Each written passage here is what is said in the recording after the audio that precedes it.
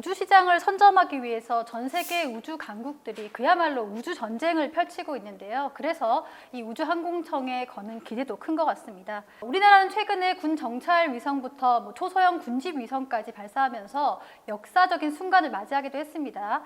그동안 수많은 위성을 쏘아올린 인공위성 강국 아닌가 이런 생각 드는데 어떻습니까? 우리나라 우주 개발의 시작은 이제 1992년 카이스트 인공위성 연구센터에서만 이제 쏘아올린 우리별 1호로부터 이제 시작이 됐죠. 한국과학기술원이 개발에 성공한 우리나라 최초의 인공위성 우리별 1호가 성공적으로 발사됐습니다. 그때부터 우리나라는 주로 관측 위성 위주로 위성들을 많이 개발을 해 왔습니다. 그래서 우리별 1, 2, 3호 그리고 이후에 있던 과학기술 위성이라든지 이렇게 해서 초소형 위성 시리즈들이 좀 나오게 됐고, 항공우주연구원에서 개발을 한 다목적 실용위성, 우리들한테는 이제 아리랑 위성으로 이렇게 알려져 있죠. 그래서 그동안 2000년대 전까지는 우리는 위성 기술을 빨리 습득하기 위해서 굉장히 기술 추격을 많이 했던 것 같아요. 2000년대 이후부터는 이제 좀 그 포트폴리오가 많이 넓어졌습니다. 2010년대 이후로 통신해양 기상위성이라고 이제 하나의 부분으로 지금 개발이 돼서 임무를 하고 있는데요. 천리안이라고 정지궤도 위성 시리즈가 또 있습니다. 그리고 이후에는 이제 군 쪽으로도 정찰 위성이라고 하죠. 똑같은 관측 위성인데 정찰 위성으로도 이제 불리는데 그 위성도 최근에 이제 개발을 해서 많이 쏘아 올리고 있습니다. 그리고 작년에 지구 궤도를 넘어선 이제 다누리죠. 달 궤도선도 이제 성공적으로 발사해서 지금 달 궤도를 계속 돌고 있고요. 이렇게 우리나라 인공위성의 기술 수준은 특히 이제 관측 위성의 해상도로 볼 때 굉장히 세계적인 수준으로 왔다. 이제 앞으로는 또 항법 쪽도 이제 우리가 개발을 시작했고요. 점점 더 이제 위성의 수는 많아질 것으로 보입니다. 대략 지금까지 추산을 해보면 뭐 실패한 위성 그런 것들도 있었죠. 그리고 그까지 다 합치면 한 40기 정도까지도 되겠더라고요. 그런데 지금 이제 실제로 운용이 되고 있는 위성은 한 17개, 18개 한 요 정도 되는 것으로 파악이 되고 있습니다. 작년에 유럽 우주국 ESA에서 발표한 내용을 소개한 보도를 보면 세상에 인공위성이 한 10,000대 정도는 있는 것 같다라고 이야기를 하고 있습니다.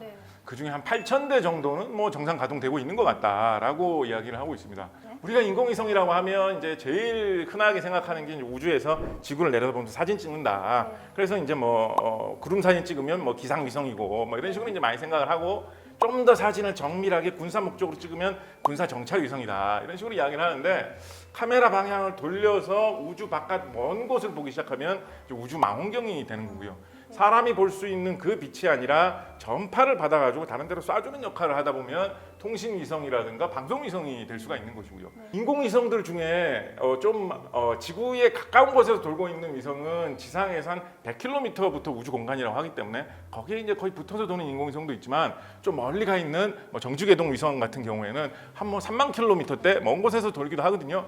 그러면 그런 위성은 사실은 우주에 한번 올라간 다음에 자기가 그 위치까지 내부에 있는 추진기관을 이용해서 이렇게 날아가면서 움직입니다. 그러니까 말하자면 우주를 항해하는 우주선의 아주 기본적인 기능을 갖추고 있는 게 또 인공위성이거든요.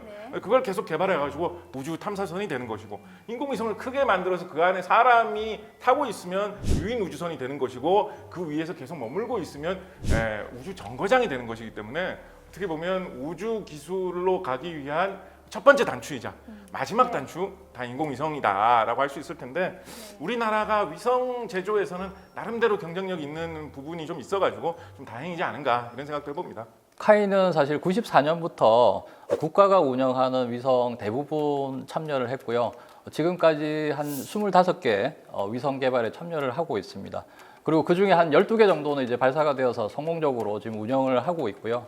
2020년에 사실 설계부터 제작 조립 시험까지 한 장소에서 모두 할 수 있는 그 대형 우주 센터를 건립을 했습니다. 지금 현재는 저희가 차세대 중형위성 2호가 개발이 완료가 되어 있는 위성이 좀 준비가 되어 있고요. 차세대 중형위성 3호, 4호, 5호가 개발이 되고 있고요. 군정찰 위성도 지금 제작이 되고 있습니다. 작년에 이제 1호가 발사가 되었고, 지난달에 또 2호가 발사가 됐는데요. 이번에 만들어진 이제 군정찰 위성 2호 그 사 위성은 사실 글로벌 수준, 최고 수준의 성능을 좀 자랑하고 있는 위성이라 좀 말씀드리고 싶습니다. 카이에서 하고 있는 사업들은 차세대 중형 위성, 그리고 군용으로 이제 정찰 위성을 하고 있는 425 사업. 그 425라는 이름은 싸 위성과 25 위성, IO, 싸 25를 그냥 425 숫자 425로 이렇게 혹시 아재 개그가 이런 데 하는 그런 거 아니군요. 예, 그런 이름이 이제 붙어 있는 건데요. 그래서 지금 이제 차세대 중형 위성은 500kg급의 새로운 플랫폼으로 기획이 돼서 하고 있는데, 중요한 특징은 그걸 민간이 이제 카이가 지금 그걸 맡아서 하고 있고요. 1호기부터 용도에 따라서 이게 목적에 따라서 나뉩니다. 그래서 1, 2호는 이제 국토 위성이고요. 3호기가 과학 위성, 4호기가 농업 산림, 그리고 이제 5호기가 수자원, 이제 이런 식으로 목적에 맞게 시리즈로 이렇게 쭉 나올 거고요. 그 이후도 이제 계속 그 플랫폼을 활용할 수도 있을 겁니다. 그리고 이제 차세대 소형 위성도 있어요. 그거는 카이스트 인공위성 연구소에서 계속 하고 있는 건데요. 2호기까지 지금 발사가 됐는데, 지난해 누리호 3차 발사 때 실려서 성공적으로 발사가 됐죠. 그리고 이제 군용으로 초소형 군집위성 4월 24일 날 이제 발사에 성공을 했는데, 그건 이제 앞으로 소형에다가 저궤도에서 군집위성, 굉장히 많은 수의 위성을 이제 쏘는 건데요. 한 40기 정도를 앞으로 이제 추후 계속 이제 발사를 할 건데, 그 1호기가 이제 가장 최근에 올라갔던 거죠. 이제 다양한 포트폴리오를 갖고 계속 업그레이드를 해나가고 있다, 이렇게 보시면 될 것 같습니다.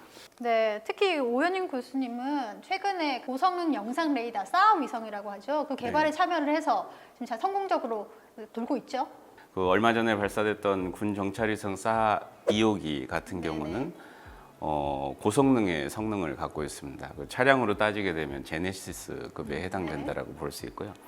제가 개발에 참여했던 부분은 이제 뭐 마티즈급에 해당된다라고 보시면 될 것 같습니다. 그래서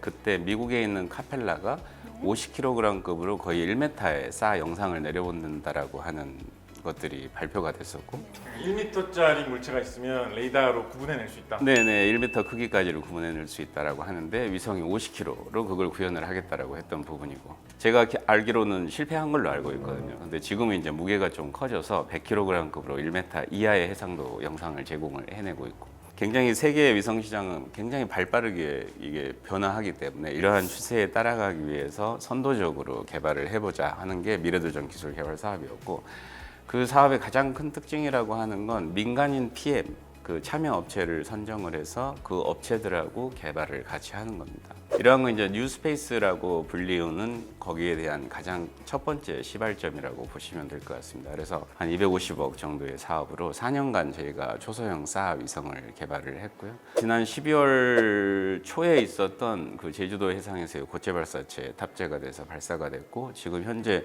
정상적으로 잘 작동되고 있는 것으로 알고 있습니다. 근데 이제 안타까운 게, 제가 개발에 참여했던 PM으로 참여했음에도 불구하고 이 국방의 특수성 때문인지 이 위성이 어떻게 운영되고 있는지는 제가 접할 수가 없어서, 농담으로 말하는 건 4년 동안 상국 끝에 출산을 했는데 자식을 아직 못 보고 있고, 먼 발치에서 애가 잘 놀고 있는지 지켜보고 있는 상황이라고 보시면 될 것 같습니다. 안타까운 상황이네요. 어느 날 갑자기 전화 와가지고 교수님 떨어졌습니다. 뭐 이렇게 되는 건가요? 근데 애는 아주 잘 크고 있고 그림도 잘 그려내고 있고 그런 소식을 접했습니다. 네. SAR을 이제 싸라고 읽는 거거든요. 합성 개구 레이더 뭐 이런 식으로 이야기를 하는데요. 뭔가 한 물체를 보는데 하나로 이렇게 보는 것보다 서로 다른 각도에서 이렇게 둘이서 보면, 그걸 같이 분석을 하면 아무래도 더 정확하고 정밀하게 볼 수가 있겠죠. 비행기나 인공위성은 가만히 머무르지 않고 이렇게 지나가지 않습니까? 지나가면서 한쪽에 있는 물체를 한 번 찍고 조금 지나가가지고 같은 걸 다시 찍으면, 하나가 지나가면서 찍지만 서로 다른 각도에서 동시에 찍은 것처럼 효과를 낼 수가 있죠. 요거를 이용을 해가지고 더 정밀한 영상을 획득을 하는 건데, 합성 개구 레이더라고 하는데, 개구는 그럼 무엇이냐? 보통 이거 이제 카메라나 이런 거 취미 있으신 분들은 아시는데, 렌즈에서 이제 개구라고 하면 렌즈의 성능을 나타내는 아주 대표적인 지표 중에 하나거든요.